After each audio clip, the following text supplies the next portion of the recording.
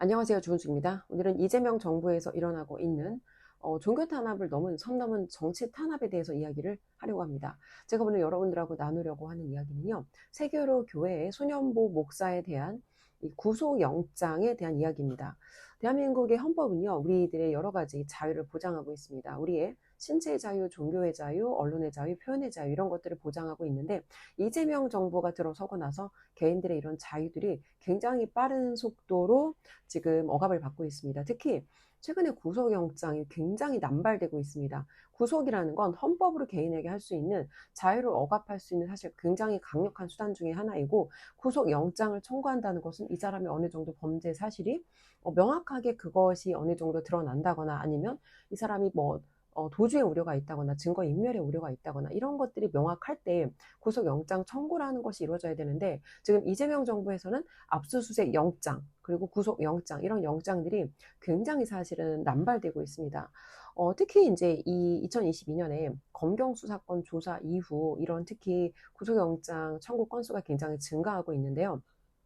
이게 당시 문재인의 대선 공약이었습니다. 문재인 시절에 더불어민주당이 입법, 시행, 개혁한 이런 조치인데요.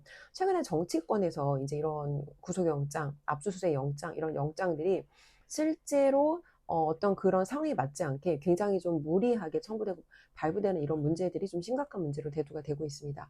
특히 우리나라 헌법에 국민의 자유가 보장되어 있는데 이런 영장들이 발부됨에 따라 개인들이 목소리를 내기가 훨씬 더 부담스러워지는 것이 사실입니다. 특히나 이제 이거는 어떤 종교적인 신념에 따라서 아니면 내가 옳고 그름을 판단해서 국민들이 충분히 목소리를 낼 수 있는 부분인데 이런 것들이 내가 뭔가 말을 했을 때 뭐 고소고발을 당한다거나 법적 조치를 받는다거나 이러면 그 자체로 그러니까 내가 그런 일을 당하지 않았다 해도 다른 누군가가 그런 걸 당하는 걸 보는 것만으로도 사실 국민들이 굉장히 위축되는 것이 일반적인 어떤 그런 사실입니다. 특히나 이 소년보 목사 같은 경우에는 세계로 교회의 담임 목사이면서 지난 윤석열 대통령의 탄핵소추안이 가결되고 나서 탄핵 반대하는 집회를 파면 전까지 이끌어 오셨던 분이죠.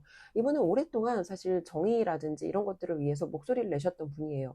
강단에서 이제 신앙에 대한 이야기뿐만 아니라 이제 그런 어떤 개인의 정의라든지 이런 부분에 대해서 목소리를 내셨던 분이고 이분이 지금 받고 있는 혐의가 공직선거법 위반입니다. 그런데 이분이 늘 하던 그런 대담의 형태를 진행했을 뿐인데 이전에 하던 것인데 갑자기 이게 이제 공직선거법 위반이다 해서 이번에 이런 혐의를 받게 된 거죠. 그래서 이제 이 소년보 목사님의 교회랑 사무실 압수수색을 당하고 거기에 더해서 이제 지금 구속영장까지 청구가 된 상태이고요. 9월 8일 내일 월요일입니다. 9월 8일 월요일에 부산지법에서 영장 실질 심사가 있습니다. 이 사건에 대해서 지금 이제 사전선거법 위반, 공직선거법 위반이다라는 그런 혐의를 받고 있는데 이제 이거를 조금 살펴보면요. 공직선거법을 위반했다고 구속이 되는 사례는 여러분 거의 없습니다. 공직선거법이라고 하는 것은 대부분 이제 그 사람이 실형을 받는다고 해도 벌금형으로 끝나는 경우가 대부분이에요. 다시 말하면 이 사람이 그러니까 이 소년보 목사님께서 정말 이게 그래 유죄다라는 판결을 받는다 해도 실형을 받는다 해도 그것이 벌금형에 준하는 수준이지 구속될 수 있는 가능성이 사실은 거의 없다는 거예요. 그런데 그런 거를 구속될 수 있는 가능성이 없는 분을 구속영장부터 청구한다는 건 이건 명백한 직권남용인 거죠. 이 대법원의 판례뿐만 아니라 학계의 해석에도 불구속 수사가 원칙입니다. 그런데 그런 원칙을 다 무시하고 자기들 입맛대로 무조건 가둬놓고 우리가 수사하겠다라는 건 굉장히 잘못된 거죠. 이분이 지금 도주의 우려가 있습니까? 아니면 증거인멸의 우려가 있습니까? 이런 우려가 전혀 없는 그리고 이분의 직업이라든지 어떤 주거지라든지 이런 것들이 명확한 상태에서 구속영장 청구하는 것 자체가 그냥 국민들을 겁주고 겁박하기 위한 그런 종교 탄압을 넘어서 이건 그냥 명백한 정치 탄압이라고 볼 수밖에 없다는 거죠. 국민들 누구도 이 사건에 대해서 구속이 타당하다라고 동의하시는 분은 없을 겁니다.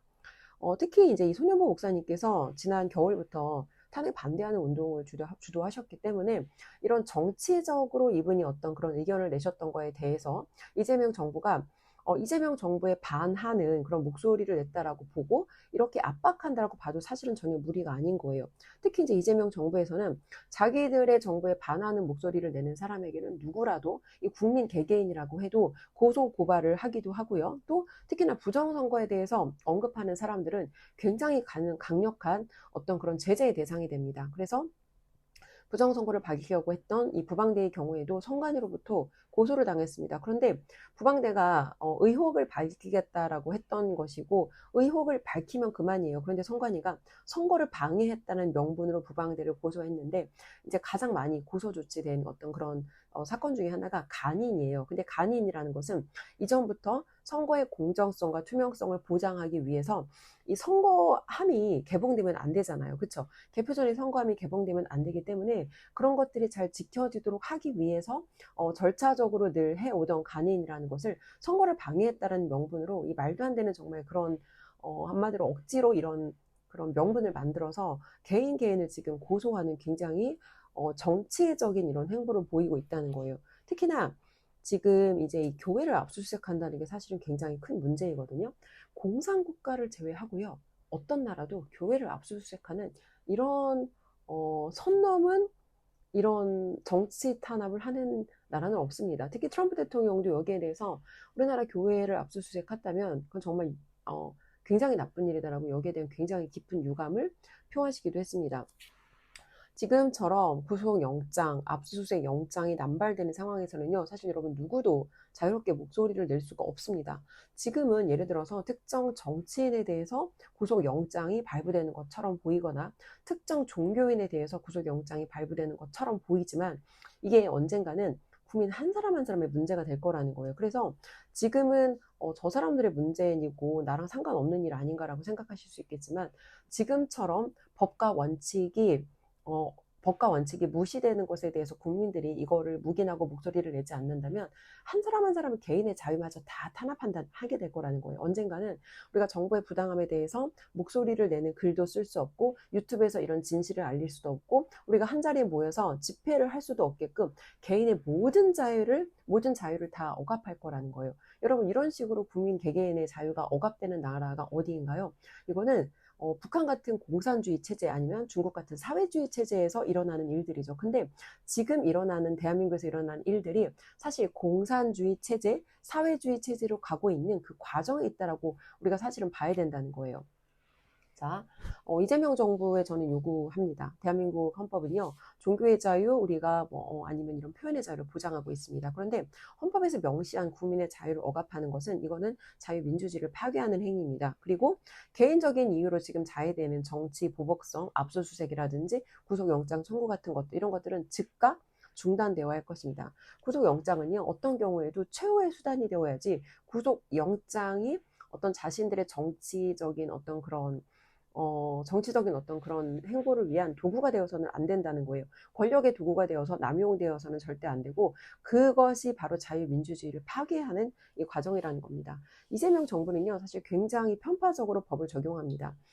최근에 대진연이라는 단체에서 미국 태극기에 트럼프 대통령 얼굴을 넣어서 찢은 퍼포먼스를 했는데 대진연에 대해서는 그 어떤 법적 조치가 없었습니다. 그런데 똑같은 퍼포먼스를 자유대학이라는 이 보수 성향의 청년 단체에서 했을 때는 여기에 대해서 검찰에서 이 자유대학을 구사하는 이런 행위를 지금 하고 있습니다. 그래서 똑같은 사건에 대해서 그 행위의 속성이 똑같은데 이것을 다르게 적용하는 것 자체가 법의 형평성에 어긋나는 일이고 이것 자체가 사실은 자유민주주의와 법치주의를 파괴하는 그런 공산주의로 가는 그런 어떤 하나의 과정이라고 저희가 봐야 될 것입니다.